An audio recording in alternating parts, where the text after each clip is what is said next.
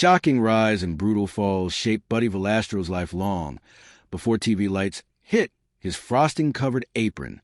At just 27, the cake boss suffered a crushing panic attack he masked with a megawatt smile for millions. By 2020, he juggled 14 bakeries, 7 restaurants, and 75 vending machines. But Freak Machine tore open his hand as his sons hacked through steel to free him. Today his fortune tops $10 million, yet the next generation is already slicing up the empire. One child pulls in $150,000 a year without touching a grain of flour, while another racked up 12 million views online overnight. Even Buddy's own look is flipped so hard, fans barely recognize him. Buddy Valastro entered the world on March 3, 1977, in gritty Hoboken, New Jersey, where dreams smelled like fresh bread but rent stank of unpaid bills. His Italian immigrant parents kept hope alive inside a cramped apartment perched above Carlo's bakery. Father Bartolo Sr. worked 16-hour shifts, often napping on flour sacks when his legs refused to march home. Mother Mary counted pennies at midnight, wondering whether milk or electricity mattered more that week. Their kids survived on day-old pastries that failed to sell, and Buddy crashed each night on the living room couch in hand-me-downs from 4 older sisters. The struggle stamped hard lessons of grit and gratitude into his brain. At 11, everything twisted.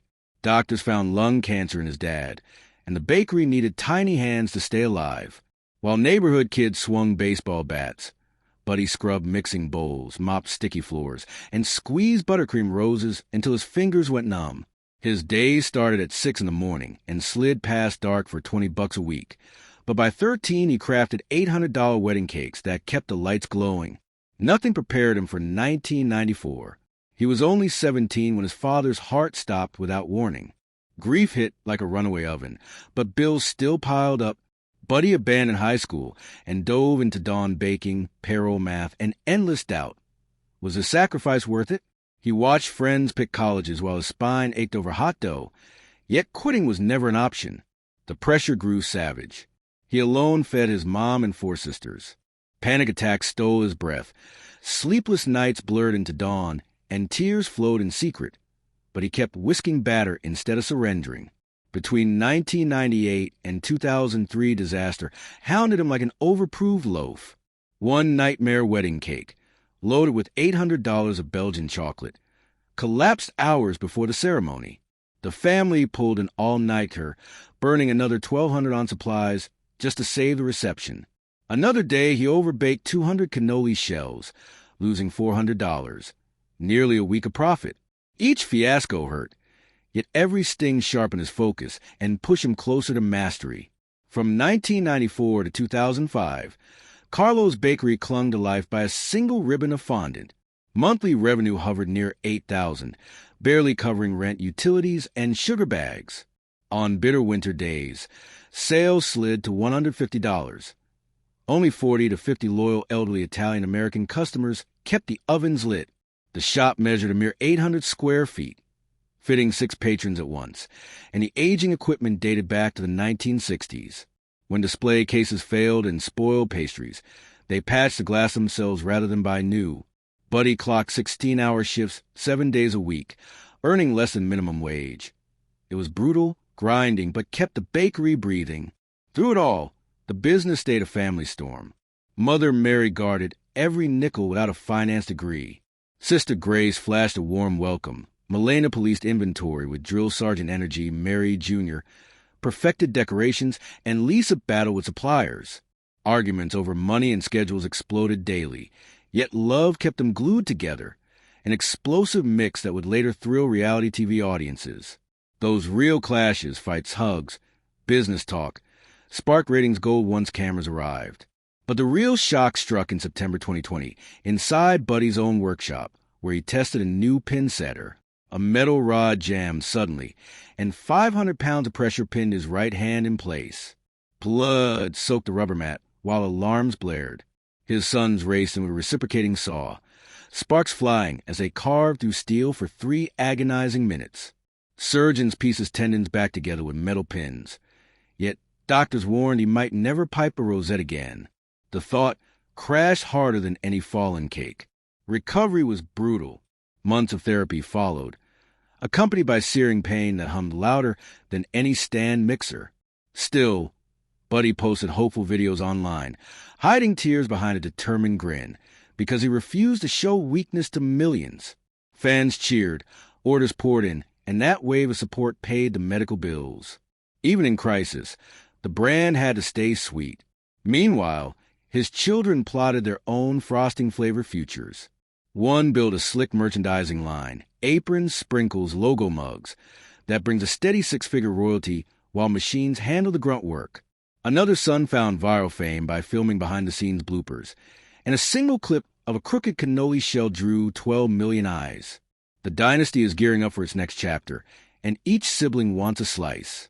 Flash back to the bleak winters of 2003, when Buddy paced a dark bakery at 2 a.m, wondering if the cash register would ever ring again. Snow drifted through cracked window frames, chilling the buttercream solid, and he questioned every choice that led him there. Yet dawn always came, ovens roared back to life, and a handful of loyal grandmothers arrived for their daily biscotti, reminding him why he fought so hard. That refusal to quit forged a brand no machine could replicate. Every scar on Buddy's hands, every dented sheet pan, every shouted family argument added to the legend that television would later magnify. Viewers didn't just watch cakes rise, they watched the family refuse to fall. And that raw struggle, hidden for decades, remains the real secret ingredient behind the cake boss empire.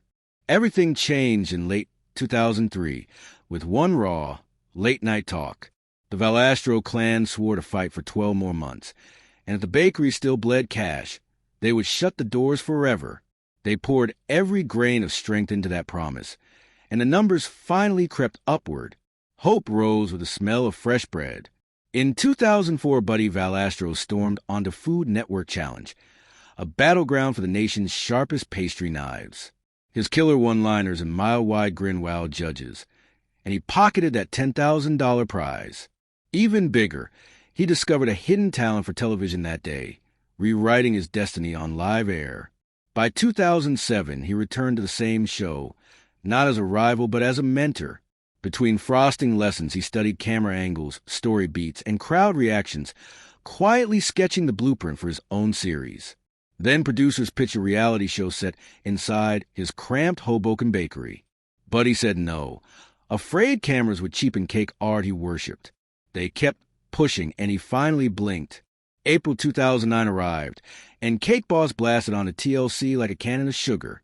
Viewers devoured every spat, hug, and fondant disaster, crowning Buddy the undisputed Cake Boss overnight. Lines wrapped around the block, tourists snapped photos, and Carlo's became a pilgrimage site. Fame hit fast and hard, filming nonstop, greeting endless fans, and steering a business under floodlights felt like juggling hot sheet pans. Yet the bakery ballooned into a national brand within weeks. The show ran from 2009 to 2020, 11 blazing seasons that made Buddy a household name but stole any shred of privacy. When his mother Mary died in 2017, strangers blanketed the storefront with flowers and art, turning mourning into a public vigil that left the family reeling. Privacy vanished elsewhere too. Die-hard fans camped near his home, raising real security fears. Hoboken's quiet streets morphed into tourist gridlock, and the bakery's tiny sales floor buckled under the traffic. By 2010, the Washington Street shop could not cope. The city renamed the corner Carlo's Bakery Way, an honor that also jammed traffic. Buddy answered by opening a colossal 30,000-square-foot hub in Jersey City that November, complete with ovens, offices, and shipping bays so cakes could fly coast to coast. Expansion became an obsession. Soon about 20 satellite shops popped up from New York to Nevada, while Las Vegas welcomed Buddy V's Ristorante in 2013, followed by Pizza Cake, The Boss Cafe, and Buddy's Jersey Eats. A local baker had morphed into an empire builder. Innovation never slowed. In 2014, he launched a full-service catering arm, and by 2019, cake ATMs, yes, machines that spit out fresh slices, brightened malls from Las Vegas to Toronto, some cities boasting 30 units. Convenience became his new secret weapon. Back in November 2010, he also shared the family saga in Cake Boss. Stories and recipes from Mia Familia, a 272-page tribute pack with 37 recipes and richer with heart than any frosting. The book rocketed onto New York Times bestseller list. Praise for mixing bakery wisdom with raw family grit. Recognition followed. In 2012, the Hudson reporter named Buddy among the 50 most influential people in the county, as tourism and local sales soared on a sugary wave. He smashed another ceiling in October 2013 by unveiling Buddy V's Ristorante inside of a Venetian in Las Vegas. Built for more than $2 million and guided by heavyweights Elizabeth Blau and Chef Kim Cantinwalla, the spot dishes out family staples like Valastro Sunday gravy and Nana's 7-layer lasagna in heroic portions. By 2024, the restaurant basked in its 10th birthday, bragging 4.3 stars from over 3,000 reviews, ranking first out of 5,000 Vegas eateries, and snagging a gold medal from the Las Vegas Review-Journal. Proof that the cake boss can cook up victory far from Hoboken. Boom! Just 1 year later, Buddy hit the gas again. No breaks allowed. In 2014, he unveiled Buddy V's events and catering, shocking anyone who thought he might rest. People begged him to handle their parties, so he blasted past caution and went all in. He teamed with Jeffrey Spivak, a whirlwind planner who could turn empty ballrooms into instant spectacles. Together they attacked Las Vegas, a city that devours $11 billion in events every year. Buddy supplied the flavor. Spivak nailed the logistics, and their lavish spreads used the famous Italian recipes everyone craved. While rival chefs charged up to $2,000 per guest, Buddy muscled in fast and carved his own slice. Two engines now roared, restaurants and events, each fueling the other, and both were on fire. Then the world blinked in 2016 when Buddy became the face of Whole Earth Sweetener Company. Yes, the Sugar King pushed zero-calorie packets. The Rethink Sweet campaign flipped expectations upside down, but he embraced the challenge and whipped up lighter treats that still wowed taste buds. Deals like that can shell out $500,000 to $5 million a year, and Buddy rode the buzz. Holiday demos featured guilt-free cannoli, pulling in a new crowd and proving he could evolve anytime. Just when fans thought they'd seen it all, 2018 delivered pizza-shaped dog treats. Partnering with a Pound Bakery, Buddy rolled out Italian-inspired snacks, chicken parmesan bites, meatball minis, wheat dash, corn dash, and soy-free, baked in the USA for pups with delicate bellies. The pet treat sector topped $7 billion, and no other celebrity chef had sniffed that corner. November 2019 brought another jaw drop. Cake ATMs. Refrigerated machines landed in Toronto's path tunnels, each holding 8 whole cakes and 160 slices. Rainbow red velvet, chocolate fudge, everything stocked fresh each day. Slices cost $8.99, whole cakes $44.99, yet lines still formed. These kiosks were permanent profit boxes that could rake in over $500,000 a year at the right address. Buddy had found a way to serve fans 24/7 without building new stores. All this madness spun while he ruled a growing TV empire. Cake Boss launched a rocket, but he piled on Next Great Baker in 2010, Kitchen Boss in 2011, plus Buddy's Bakery Rescue, Bake You Rich, and Bakery Boss. 6 shows by 2013. He hopped planes coast to coast, filming nonstop and still frosting cakes. Days stretched long, weekend vanished, and sleep became a rumor.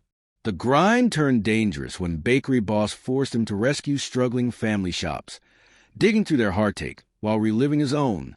In 2019, Buddy vs. Duff cranked the stress higher, towering cakes that resembled skyscrapers, judged under brutal spotlights. A year later, Buddy vs. Christmas raised the stakes again, but disaster struck that same season. A bowling alley pin setter speared his right hand 3 times, and his sons had to saw him free while he screamed. Several surgeries followed, yet cameras kept rolling.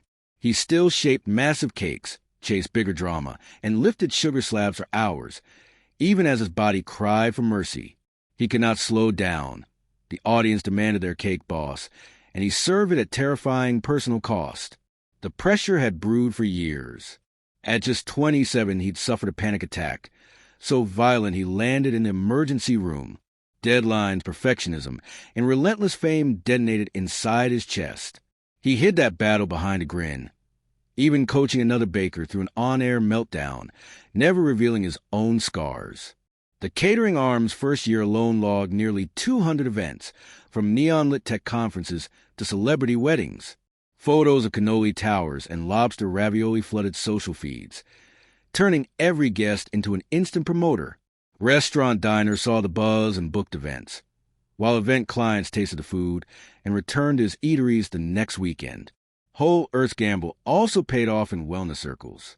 Morning shows invited Buddy to demo sugar-free tiramisu, and nutrition blogs called him proof that indulgence can evolve.